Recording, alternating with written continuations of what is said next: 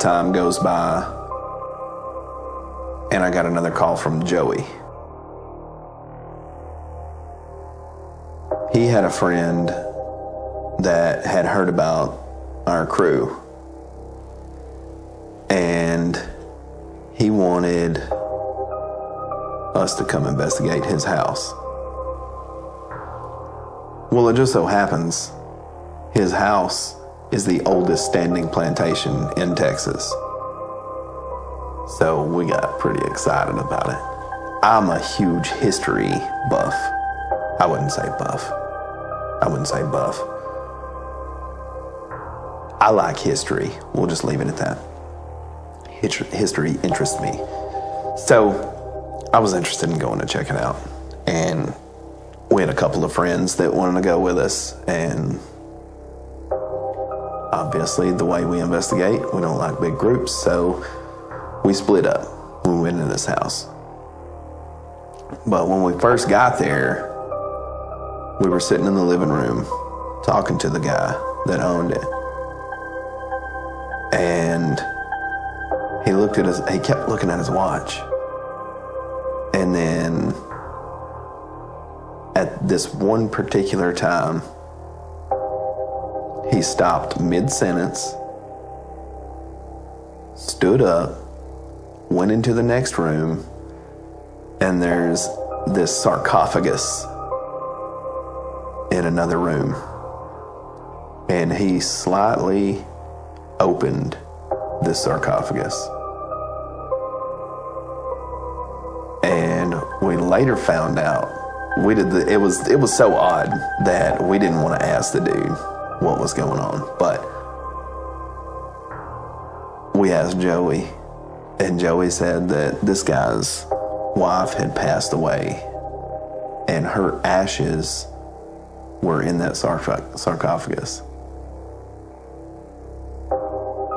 So every night at this specific time, he would go to that sarcophagus and open it just a little bit. I don't know why people have their things. I don't know why he did it, but it was interesting, to say the least. But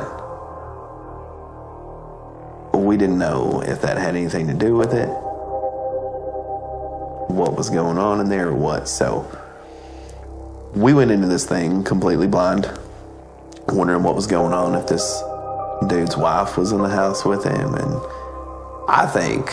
looking back on it, I think that was probably the deal for getting us to come in, to find out if it was his wife. In the investigation, we found out that it wasn't, so a sad story, I guess. But in this investigation, Jimmy took a couple of people, I took a couple of people, and we went around this house. And it was really neat because in this one spot, there's like a hidden portion in the wall with a staircase that went up to a hidden room.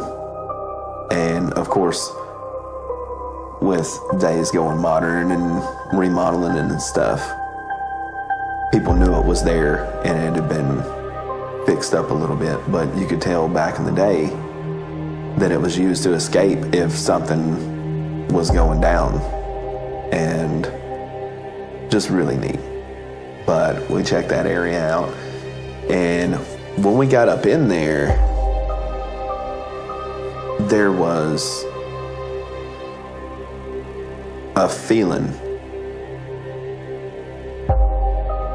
and I knew it was human.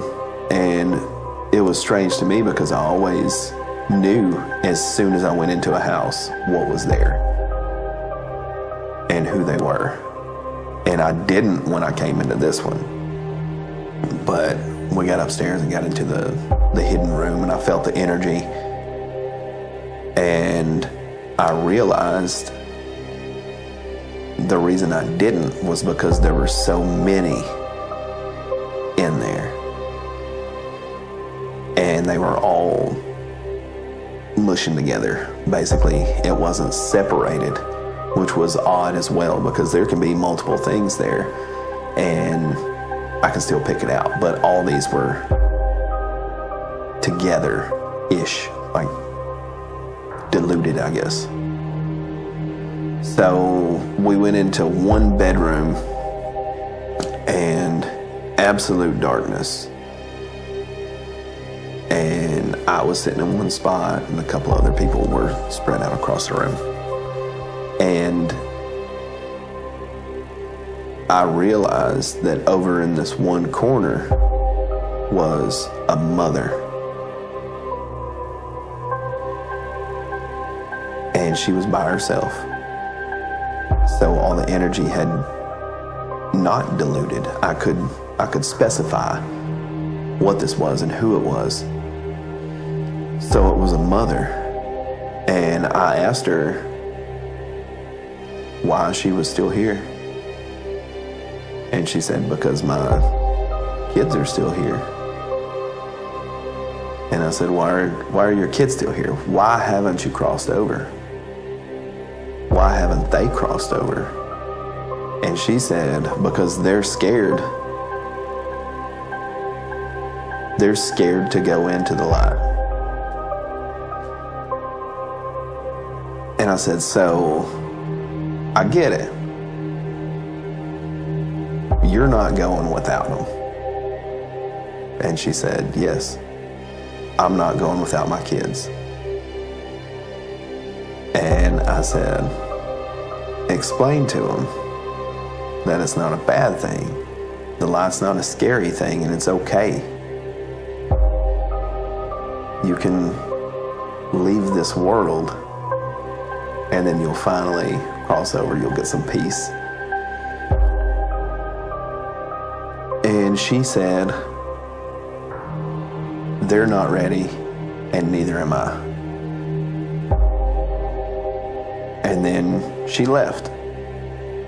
Now, we're in an absolute dark room. And I had learned a lot about energy. I was still learning some things about energy. And the people in the room with me had no idea about the energy. So when she left, this absolute dark room got a little bit darker. And I asked, I said, did y'all realize just now that the room got a little bit darker? And they said, yeah, I did realize that. Why? And I said, because she left. Her energy is no longer in this room. And no matter if you can see it or not, that energy puts off the faintest amount of light. So when you're in a room, whether it be your house, your grandma's house, somebody's house that you're just visiting, wherever it is, and you're in a dark room and it all of a sudden gets darker, something was in there with you. They didn't fully realize exactly what I meant, but they started getting it. They started understanding. And it's not an easy thing to grasp. It sounds easy, but the energy that gives off the light leaves the room, it's going to get darker. Even though you can't see the light. I know it sounds crazy, but it happens. And even if you're watching now and you've realized that you've been in a dark room that can't get any darker, and then it gets darker, there was something in there with you. Well, we went on about our business, and I couldn't convince her to cross over. I didn't even talk to her kids. They were already scared to cross over. They're probably scared of me too. So I just left her at that. And if she wanted to cross over, she could. There's no need to be scared of it. I never received a call back from Joey about going over there. I did explain the situation to the man that owned the house, and I never got a call back. So I guess everything was wrapped up in the end with no closure. I guess that's closure enough, right?